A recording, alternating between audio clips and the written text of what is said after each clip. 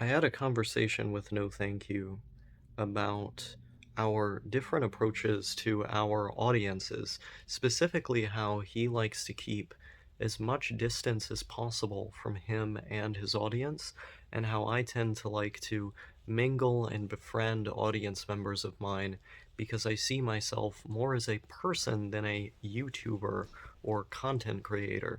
I've always found the parasocial aspect to all of this rather toxic, or if not toxic, then at least off-putting, which is kind of odd because the kind of content that I've really loved and enjoyed on this platform tends to be the most susceptible to parasocial relationships. I was inspired by lo-fi, in-depth vlogs detailing every aspect of people's lives, and having saw that, I was inspired to create something that was a more intense version of the same thing. I saw people deleting certain videos of theirs, and I made a vow to myself to never do the same, under the assumption that by keeping everything up, I would inspire other people by showing them all of my flaws and the ways that I've grown throughout the years. I would also have my narrative be larger and more in depth because there would be more of it to explore from different angles and different time periods.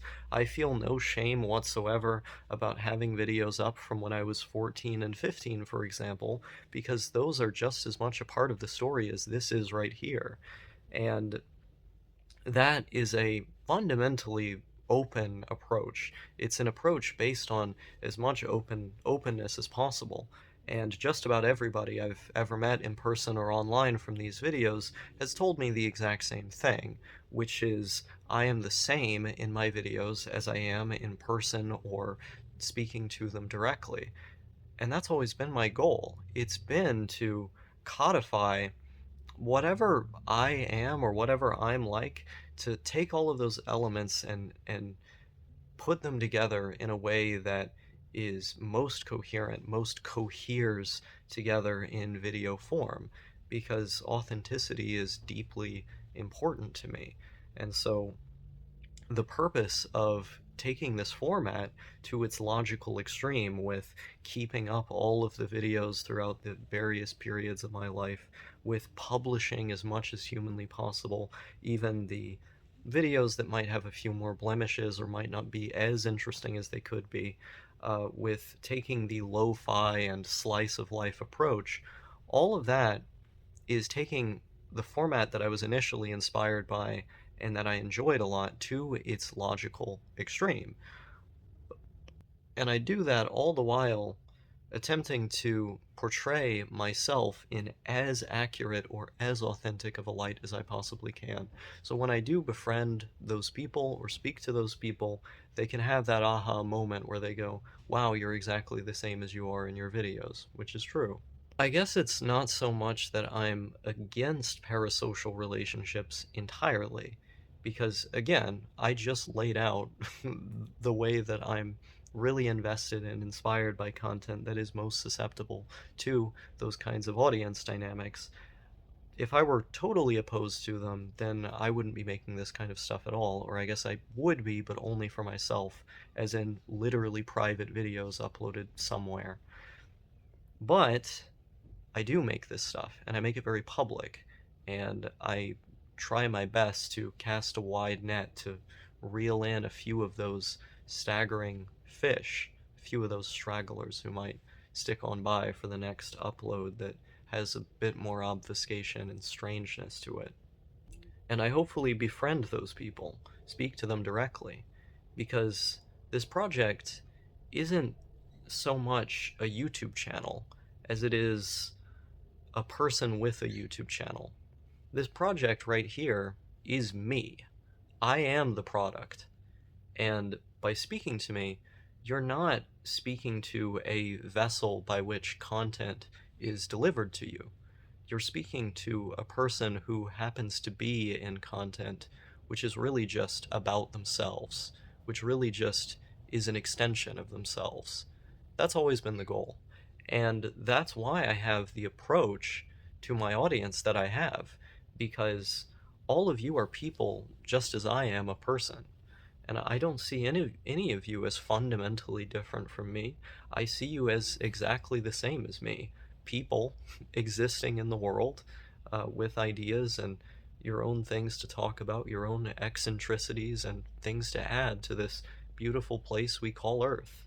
Of course, that sounds a little hippy dippy, but that's genuinely how I feel about this world. This world is a beautiful place with all kinds of multifaceted and intriguing things occurring simultaneously. And I believe each and every person, if allowed to flourish and show what it is that they uniquely have to offer, can add to that salad bowl, to that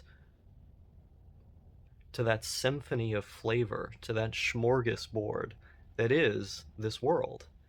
And what I am principally concerned with is the exploration of all that this world has to offer. And that's exactly what I want to do.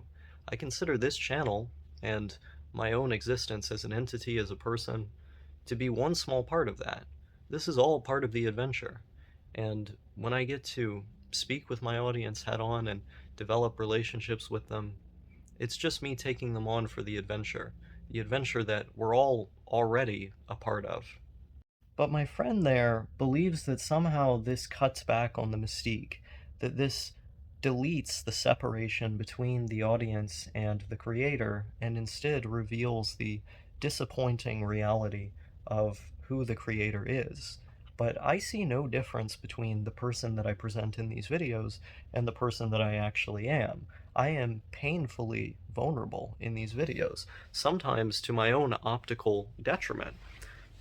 And I get complaints from him about having bad optics. How can you do this? How can you say this? It's damaging your public image or your standing. And to which every time I say the exact same thing. That's the point. The point is to be as genuine, vulnerable, as honest as possible, or else this would not be my channel and it would not be me. And so there is no separation to decimate, to have fall apart, because the separation never existed there in the first place. But in an inadvertent way, I feel as though part of why I have this approach in the first place is because I feel a degree of separation with everyone around me. Indeed, I feel a degree of separation from him and every last friend I have, even my significant other, I feel to some extent separate from. There isn't a moment that I have with another person when I don't feel alone. In fact, a lot of the time with other people, I feel alone, I feel separate. This has been greatly reduced by me becoming more honest with myself and with those around me, me identifying and presenting in a more honest way. It's been greatly, greatly reduced by that. And I wouldn't say it's even something I'm bothered by. It's just a fact of my existence and how I perceive the world. But there's always a degree of distance between how I am internalizing things, how I in my cognition, in my mind's eye, am experiencing and interpreting the world, and how that filters back to those around me. It isn't as much of me speaking to them as I'd like it to be, but it's as much of me as I can muster. It's as true as I can possibly portray, but the limits of language and of expression are such that not all of the message or all of the person delivering the message is able to get through. Instead, I am giving you as much as I can, and that creates a degree of distance or a degree of separation that I always feel. And while when I was younger, I wanted to get to that 100%, I wanted to feel 100% there with someone, not a moment alone, just entirely genuine, communicate exactly what I feel, exactly what I think, to where I could, like, basically beam my consciousness into their head. I had that strong desire, that yearning to do that, so much so that it felt like a need that I had, like a psychological need. I don't feel like that anymore, definitely not, because I enjoy being alone at this point, but that doesn't change the fact of the matter. I am still ultimately alone, and I like to treat my life and experience and world as though I am. That it's at the end of the day always just me. So there's always that degree of separation or distance between me and everybody. So how exactly is there a mystique that I am, disintegrating by befriending audience members of mine? Um, how is that destroying the separation when no matter who I'm talking to, it it's almost always going to be like I have a parasocial relationship with myself.